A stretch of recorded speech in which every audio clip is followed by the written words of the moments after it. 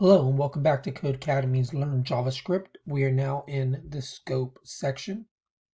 An important idea in programming is scope. Scope defines where variables can be accessed or referenced. While some variables can be accessed from anywhere within a program, other variables may only be available in a specific context. You can think of scope like the view of the night sky from your window. Everyone who lives on the planet Earth is in the global scope of the stars. The stars are accessible globally, meaning if you live in a city, you may see the city's skyline or the river. The skyline and river are only accessible locally in your city, but you can still see the stars that are available globally. Over the next few exercises, we'll explore how scope relates to variables and learn best practices for variable declaration. Instructions go to the next exercise to learn more about scope.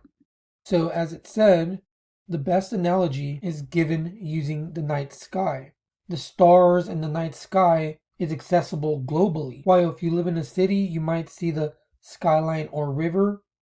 The skyline and river are only accessible locally in your city, but you can still see the stars that are available globally. If it's still not making too much sense, don't worry too much about it. We're going to be getting more into scope in the next lessons. I'll see you there.